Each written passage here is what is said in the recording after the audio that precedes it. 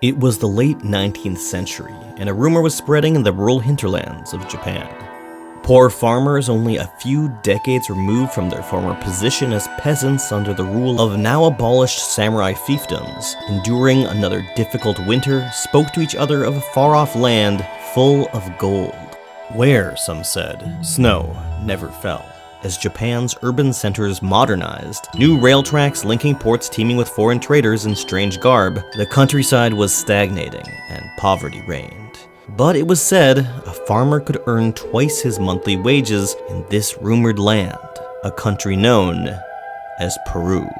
In 1898, the Sakura Maru left its berth at the port of Yokohama, bound for the Andean coast in far-off South America. On board were 790 Japanese men between the ages of 20 and 45. None would ever before have left the country.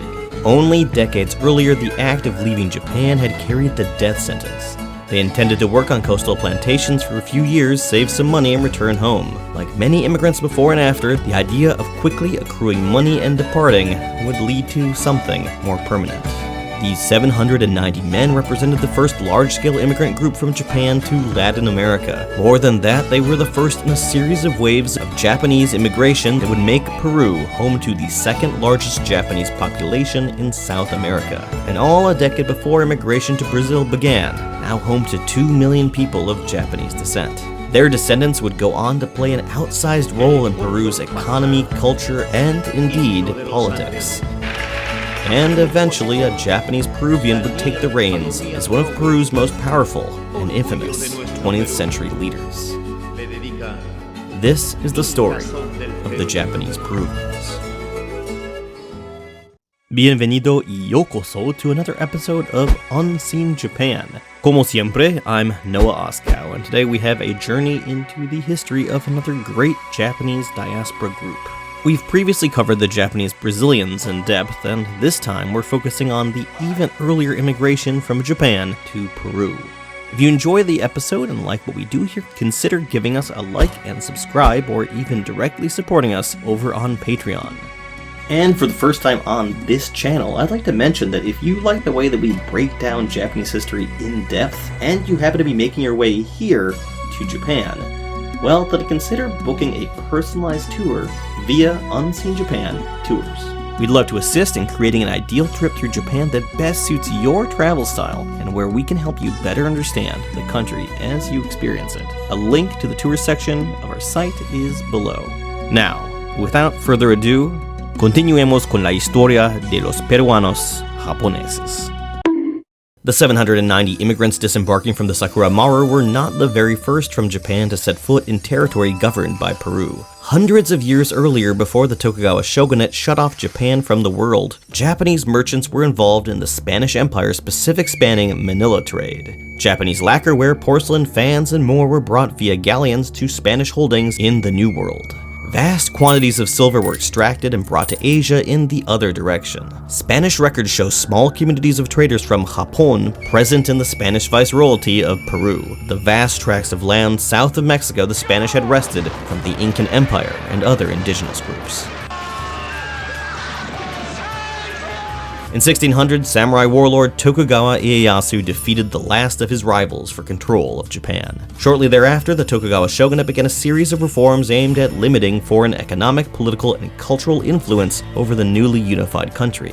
Japan isolated itself, limiting interactions with the world to a few portals for outside trade: Nagasaki, Tsushima, Ryukyu, and the lands of the indigenous Ainu. Diplomatic relations with the Spanish Empire ended in 1624, and with it, any connection with the viceroyalty of Peru. The centuries of isolation ended with U.S. Commodore Matthew Perry's incursion into Edo Bay in 1853.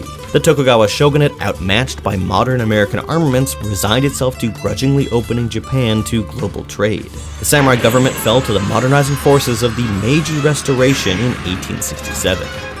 Japan, long out of touch with the outside world, now felt the need to hurriedly learn all it could about a new, very global, international order. Japan's rush to modernization was, by most metrics, a startling success. In a matter of decades, it transformed from archipelagic recluse to regional powerhouse, with no signs of slowing down. But massive societal change left many behind. Industrialization led to the dwindling of the rural population, as farmers left their homesteads behind to find work in the bustling cities. Those who remained often found themselves unable to pay onerous land taxes implemented to support the new national government. Soon, as many as 1 million of Japan's rural households were jobless. For the statesmen of early Meiji-era Japan, emigration offered a dual appeal. On the one hand, immigration to foreign lands could help lessen the burden on the state of the troublesome rural poor. On the other, immigrants could serve to help establish ties between Japan and foreign lands, helping Japan catch up on its diplomatic backlog. Even better, Japanese immigrants abroad would bring back accumulated foreign capital to help strengthen the Japanese economy. The Meiji government legalized immigration in 1885, over 3 decades after it first opened treaty ports to foreign trade. In that same year, 945 Japanese immigrants, bound for the sugar plantations of the Kingdom of Hawaii, left their homeland behind. By the end of World War II, nearly 750,000 Japanese nationals would make their way to foreign shores. Many millions more settled in Japan's vast colonial empire. Whether Hawaii, the United States West Coast, Brazil, or Peru, their welcome would be less than warm. The birth of Japanese immigration to Peru came through an unlikely meeting. Augusto B. Leguia, born in the northern Peruvian city of Lambayeque, was the manager of the British Sugar Company in Peru. Though his parents were middle class, he married into one of Peru's wealthiest patrician families and would rise all the way to president of Peru for the first time in 1908. By the 1920s, he would emerge as one of the country's most impactful dictators. Part of his schooling was spent abroad in Boston, and it was there that Leguia met Tanaka-Leguia, studying in the United States in the hopes of improving his home country of Japan. Leguia served in the disastrous War of the Pacific, 1879 to 1881, wherein Peru was dealt a terrible defeat by Chile. The Peruvian capital of Lima was invaded, and in suing for peace, the country lost large tracts of its southern territory. Peru still fared better than its erstwhile ally Bolivia, which lost its only access to the sea, rendering the country landlocked. But the post-war years weren't all bad. Distant Europe was experiencing an economic boom and needed raw materials Peru could help provide. A coastal agricultural revolution was soon underway, with exports of cotton, sugarcane, and guano, accumulated bird and bat droppings with precious nitrate, exploding. But Leguia was aware of a problem amidst the boom: a lack of labor. Slavery had been abolished in 1854. Chinese coolies had arrived in their tens of thousands, but anti-Chinese sentiment and terrible working conditions led to Qing China banning the coolie trade by 1874. White laborers from Europe, the most desirable immigrants for the Caucasian elites of Peru, were put off by the low standards of living and frequent bouts of internal conflict. The country's indigenous minority, speakers of Quechuan, Aymara, and other Amerindian tongues, could be forced into work, but would often flee poor plantation working conditions. Leguia thought he might have a solution to all these labor woes. He remembered his Japanese friend from back in the United States. Tanaka was now an agent of the Morioka Immigration Company. It was a match made in labor sourcing heaven. Leguia reached out to Tanaka, and the two began to promote Peru as an ideal destination for Japanese farmers seeking to better themselves. Both had the ears of their respective governments, and soon Peru legalized immigration from Japan. And so it happened that Peru became the land full of gold, said to have weather suited perfectly to the comfort of the Japanese. Reportedly, the soil was perfect for farming, diseases were non-existent. It was a paradise on earth, where a man could make his fortune. With such claims, little wonder that hundreds boarded the Sakura Maru in 1898. The situation on the ground, however, was anything but ideal. Like their cultural cousins soon to be bound for Brazil, they'd find the sugar plantations more a nightmare than a paradise. And yet, with the floodgates open, hundreds of farmers, almost all men, immigrated to Peru annually for the next decade. By 1909, the Japanese-Peruvian immigrant population numbered 6,295. Only 250 of these number were women. The Japanese-Peruvian community had been born. In the beginning, it was horribly rough going. Conditions on the sugar plantations were so terrible that more than a fifth of those original 790 immigrants died of disease within 4 years. Tanaka-Leguia, in her writings on the place of people of Japanese descent in Peru, notes how, on one plantation, Casablanca, only 30 of the 226 Japanese immigrants were fit to work after 3 months. Sickness and death abounded, and even a decade later, the death rate stood at 7.6%. Despite all this, immigration companies like Morioka continued to advertise Peru as an ideal place to make one's fortune. By 1919, 18,000 Japanese had immigrated to Peru. Experiences of disappointment, disease, and maltreatment in Peru were similar to those faced by Japanese immigrants to Brazil. In both cases, some immigrants returned to Japan empty-handed, rather than continuing a difficult life in a foreign land. But for those who did remain and who avoided death by rampant illness, Peru soon became a home, rather than just a destination for work. In the first 10 years, only 4% of immigrants returned across the Pacific. An additional 6% immigrated elsewhere in the Americas. Life in the coastal plantations was hard. Japanese immigrants worked alongside a wide range of laborers. They were never the majority in any plantation. Their fellow sugar harvesters were indigenous Andeans forced down from the mountains. Cholos, indigenous Peruvians who had left their communities behind for the coast, Afro-Peruvians, mixed-race indigenous workers, and even some remaining Chinese immigrants. Caucasian taskmasters would try to play each group off each other in order to prevent any sort of class consciousness from emerging. On the other hand, immigration offices often sent emigres from certain locations in Japan to work on the same plantation. This helped foster a sense of Japanese community. For example, in 1899, 176 Japanese immigrants from Niigata Prefecture all went to the Santa Barbara plantation run by the British Sugar Company.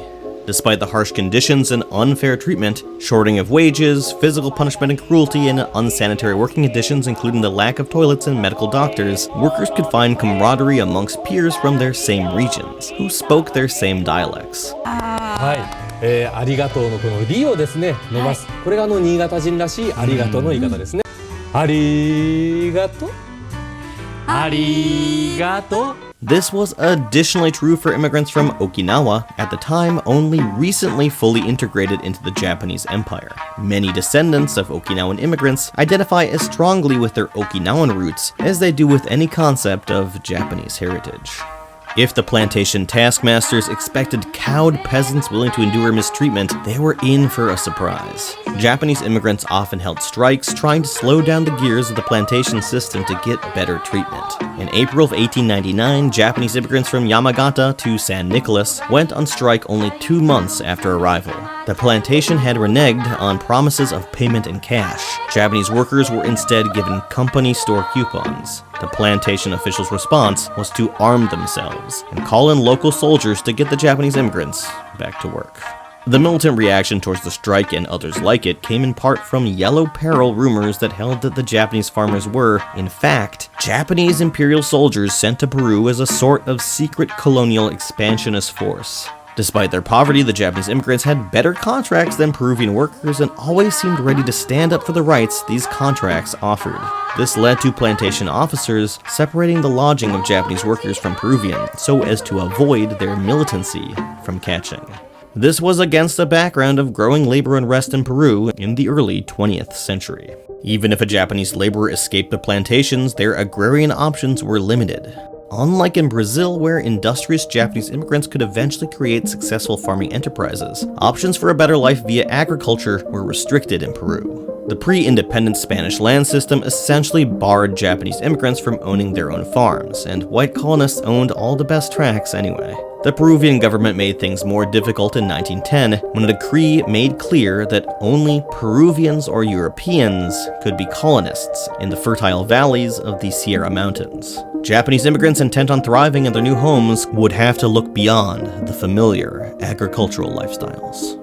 By the 1920s, many Japanese immigrants had been living in Peru for 2 decades. They'd become accustomed to the local culture and way of work. Some had even established small stores and barbershops on the plantations, breaking away from total fiscal reliance on plantation officers. In the capital of Lima, where President Leguia now ruled as a populist dictator, Japanese who'd escaped the plantation life embraced hairdressing as their means of moving up in the world. Just as Japanese immigrants in San Francisco and Buenos Aires were concentrated in the laundry business, so in Lima, they started out as barbers. Most other occupations were off limits, so they had to do what they could to accumulate capital. It's an experience that many first-generation immigrants the world over can relate to.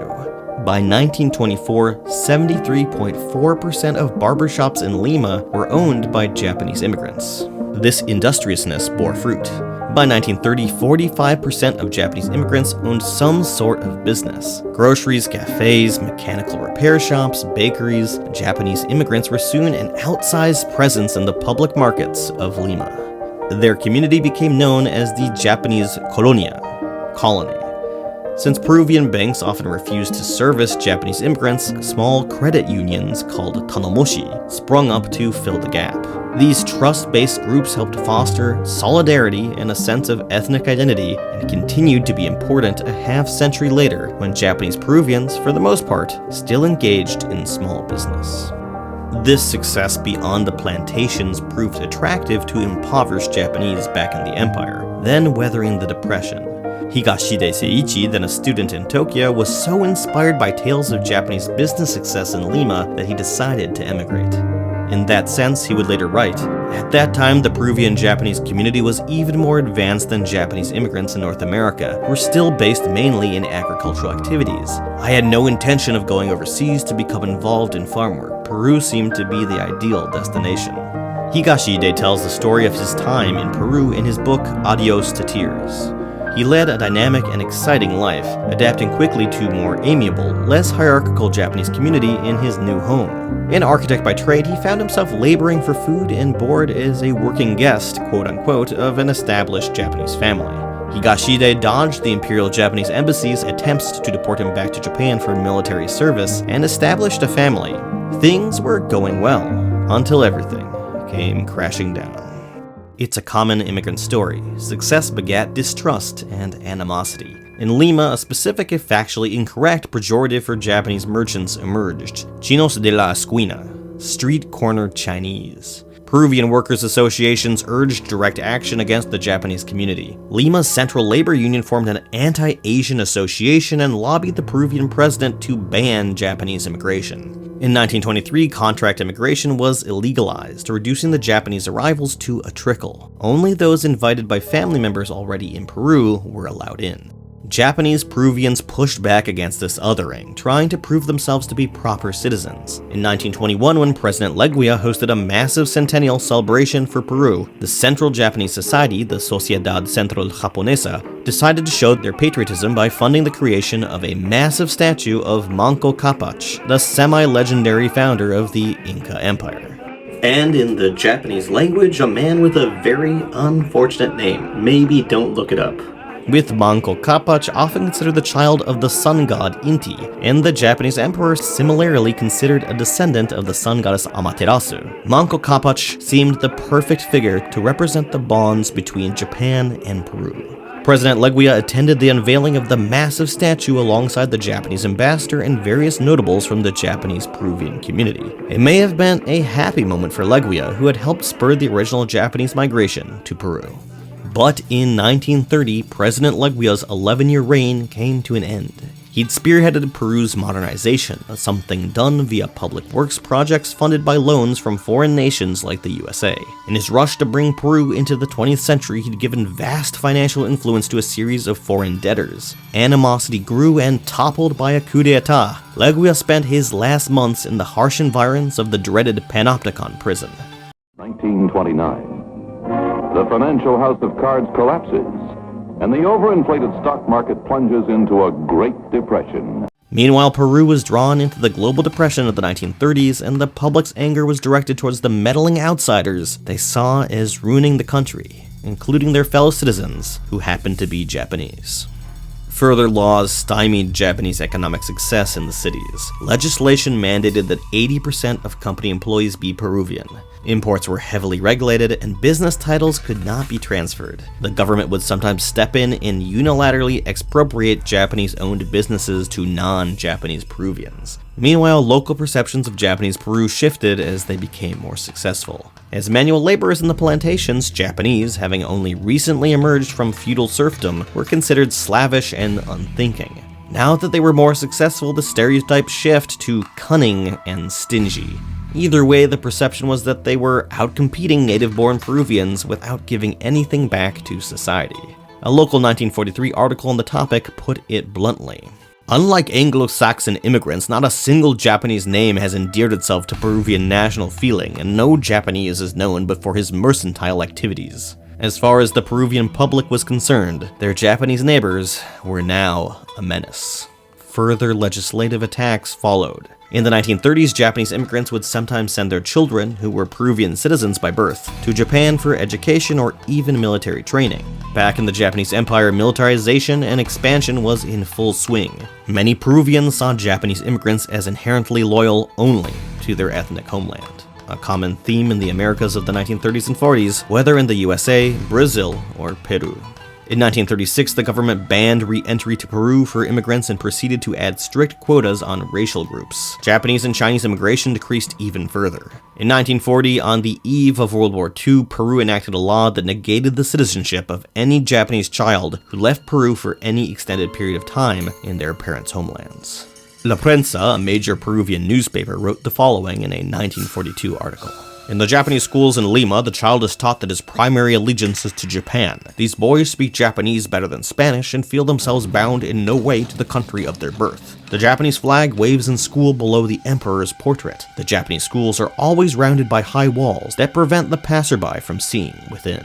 In reality, much of this seemingly inward-looking nature came from the cycle of prejudice shown by the larger population. Peru enacted law after law making it harder for Japanese to make a living, whether in the plantations or in the cities. National schools lacked enough space for many Japanese students, resulting in immigrant communities running their own, or sending their children to Japan for their education. A vicious circle commenced. Then came World War II.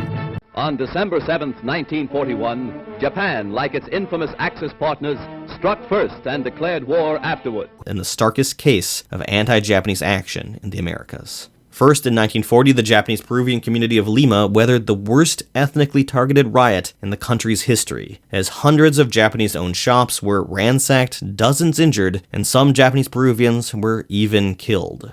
Their community calls the event the saqueo, the pillage. A rumor that the Japanese community was arming itself and preparing to attack the government was the basis for the riot. The Peruvian authorities did little to refute this rumor. The riot was so traumatic that some ethnic Japanese limeños, denizens of Lima, packed up their shattered possessions and fled to Japan. Others would place Chinese flags on their storefronts, hoping to pass for anything other than Japanese.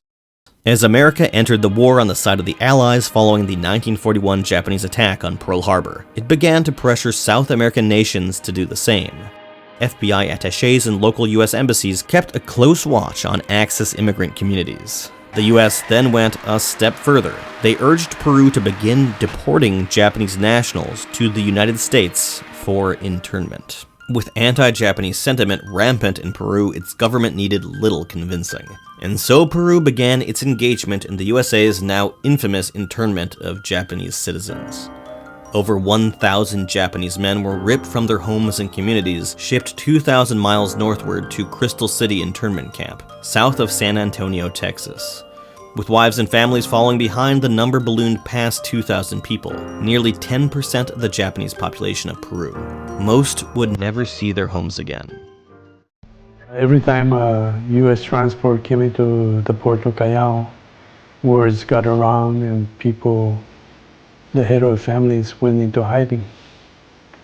My father included.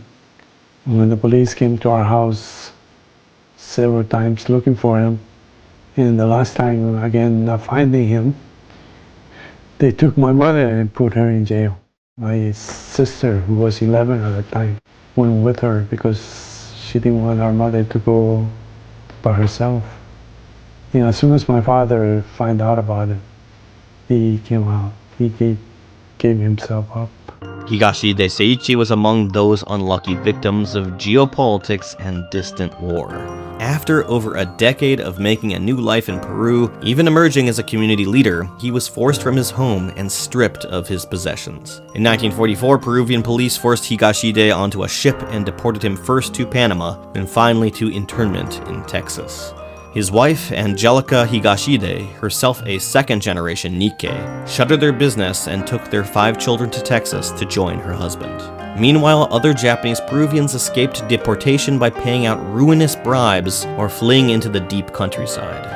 All felt the pain and anxiety of having lost family and friends to the deportations. For some years, the prisoners in Texas lived a life surrounded by barbed wire 2,000 miles away from their former homes in Peru. The American government hoped to use the interned Japanese immigrants as a bargaining chip with Japan. The idea was to exchange them for US military POWs imprisoned in often unspeakable conditions in East Asia. The American guards at Crystal City made sure the interned children received Japanese language educations. They assumed the pupils would need the language when the US invariably sent them back to Japan. In the end, the United States exchanged 800 Japanese of Latin American origin for US prisoners during the war. When the Japanese surrender came in August of 1945, most of those interned were still behind those barbed wire fences. Peru and the other Latin American countries refused to readmit deported Japanese, citizens or not. Unable to return home to Latin America, 1,000 further individuals were deported to Japan. For many younger Nikkei, this was a country they'd previously had no experience of.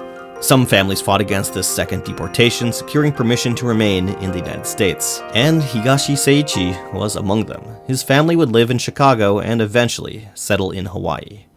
Many of these families still live in the United States, a third country which their ancestors never intended to live in. Members of Congress and distinguished guests, my fellow Americans, we gather here today to right a grave wrong. In 1988, President Ronald Reagan officially apologized for the Japanese internment, which overall affected more than 120,000 people of Japanese descent.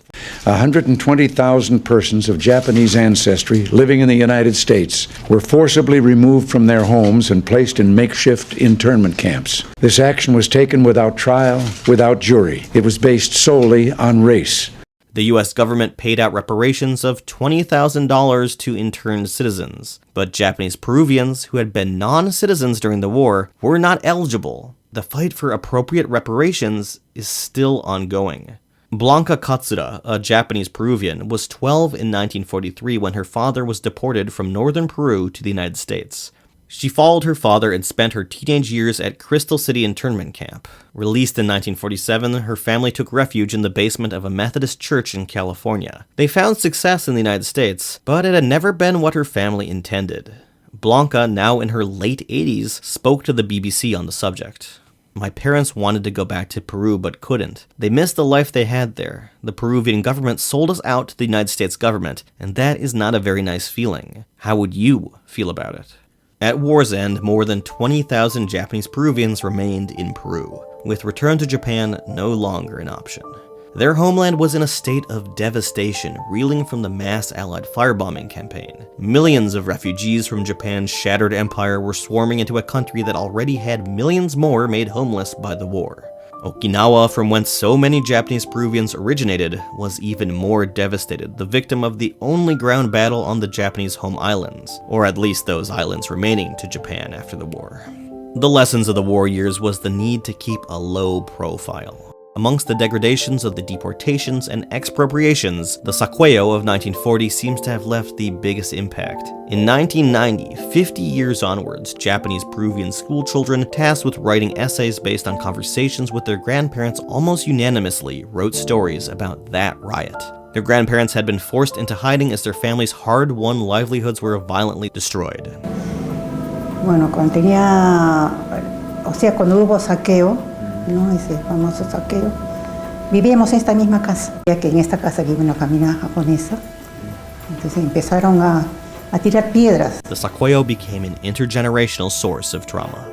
Worries about national belonging would continue to haunt members of the Japanese Peruvian community for decades, even as one Japanese Peruvian emerged as one of the most important on the national stage, and into international infamy. The Third Fleet gathers for the occupation of Japan. Tokyo announcing surrender.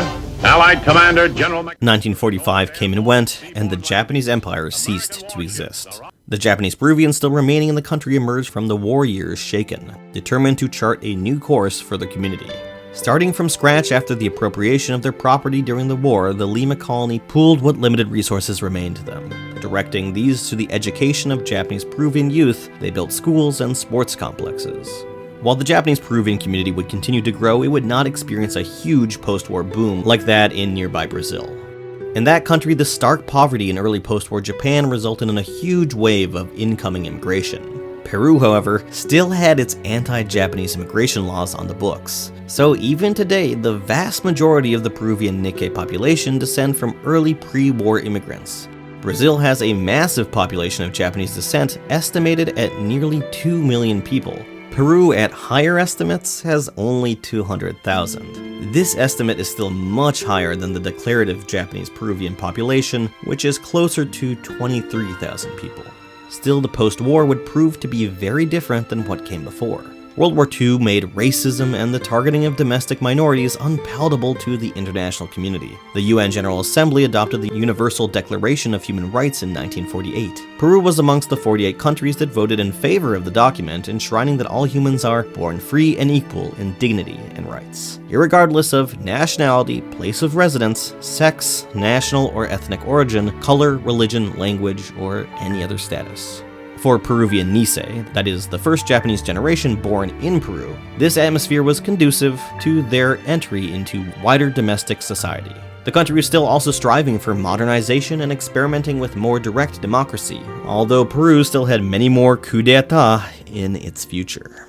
Scholar Benjamin J. Dumontier has described Peru's perception of Japanese-Peruvians as evolving from one of menace to model citizen, a trajectory that would be familiar to many people of Asian descent in the United States. In the 1950s and 60s, this meant downplaying Japanese culture and focusing on the community's newfound Peruvianness. By producing impressive business people, scholars, and athletes, the Japanese-Peruvians could make the country proud during this new era of internationally sanctioned diversity.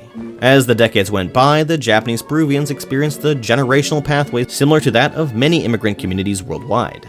The Issei, the first-generation arrivals, maintained a strong sense of being Japanese in Peru rather than fully Peruvian. The majority married within their community. In the early pre-war years, often via the process of male workers selecting picture brides, who immigrated to Peru to meet husbands they'd never before encountered. Many of the Issei never learned fluent Spanish. The second generation, the first to be born in Peru, was a different story. Most learned the local lingua franca and called themselves Japanese-Peruvians, Peruano-Japones, or Nisei in Japanese. They were of Peru, but as famed Nisei poet Jose Watanabe put it, were the creation of a culture that we never managed to understand fully.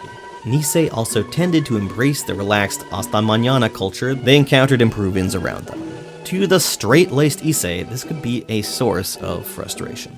In 1954, a national scandal involving the treatment of Nisei cyclist Teofilo Toda demonstrated what Japanese-Peruvians were up against, and how far they'd come. Toda, one of the country's fastest cyclists, was a member of the Peruvian national team heading to the South American cycling tournament in Montevideo, Uruguay. At the last minute, the Peruvian government refused to issue Toda's exit visa.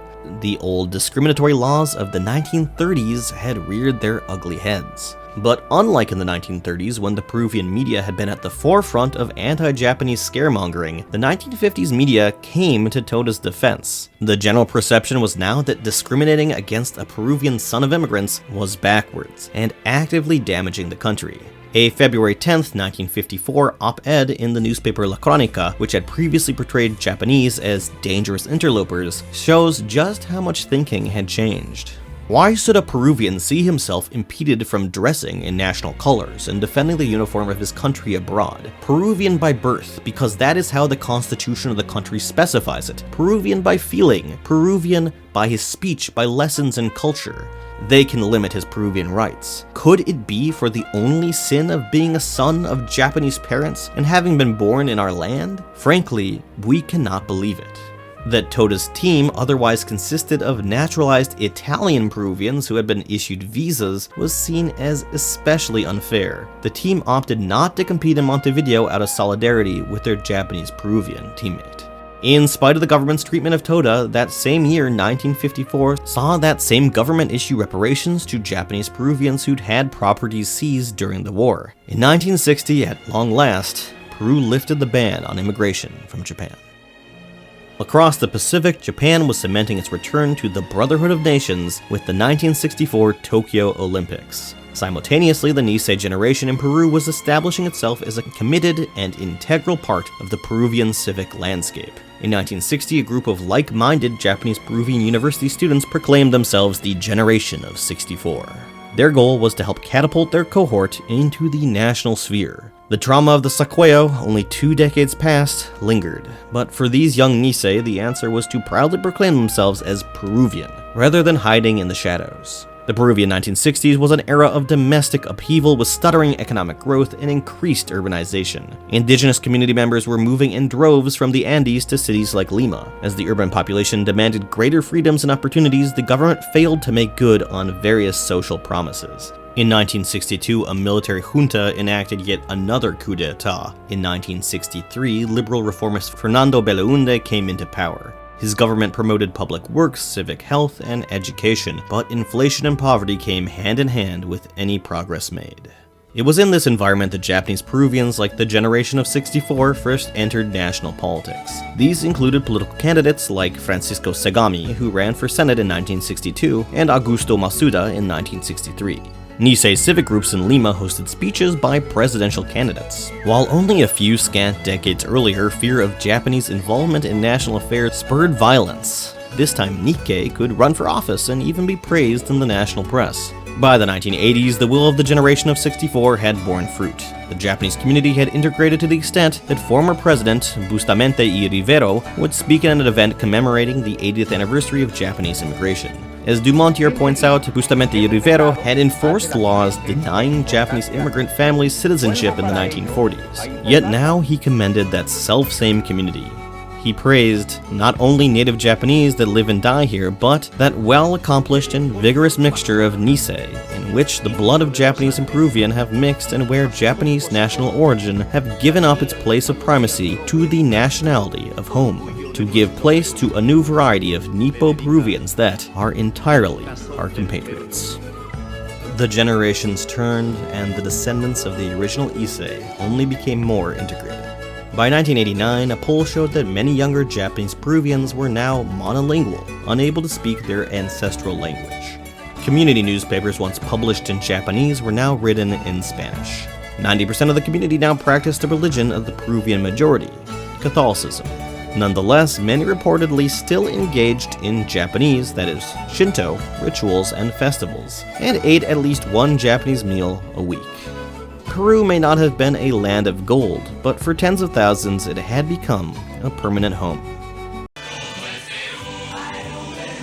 Conversely, 1989 also saw the beginnings of a major outpouring of the Nikkei community from Peru back to their ancestral homeland.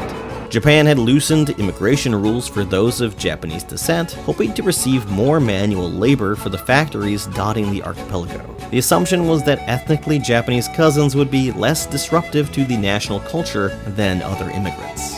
Japanese-Peruvians, weary of poor economic conditions in Peru, made a reverse of the same journey their grandparents had made long ago. Now, Peruvians make up a small but important part of the Japanese cultural fabric. Peruvian restaurants and bars in Tokyo serve ceviche and pisco sours in spaces where both Japanese and Spanish are spoken. A second generation of Japanese-Peruvian returnees is being born, with the total population of Peruvians in Japan standing at nearly 50,000. Back in Peru, the heritage of the Japanese-Peruvians is now embraced by many in the country at large.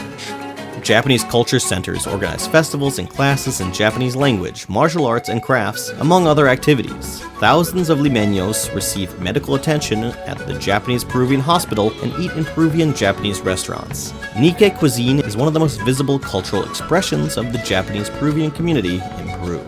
By 1990, the image of the Japanese population within Peru was rehabilitated to the extent that a Japanese child of immigrants from the 1930s could rise to the highest political office in the nation.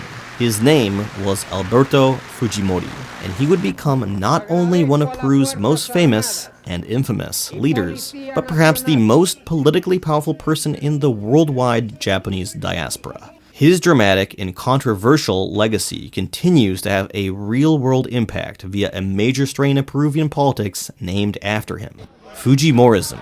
The story of Alberto Fujimori, and the story of how he affected Peru and the Japanese Peruvians, is its own complex tale. His arrival on the scene cemented the place of the Japanese community in Peru, but his authoritarianism pushed Japan itself to have more distant ties with the country. The greatest sign of Japanese-Peruvian ascendancy would also threaten the very safety of that community, and spell a dynamic, tumultuous era for one of the world's most important Japanese diasporas.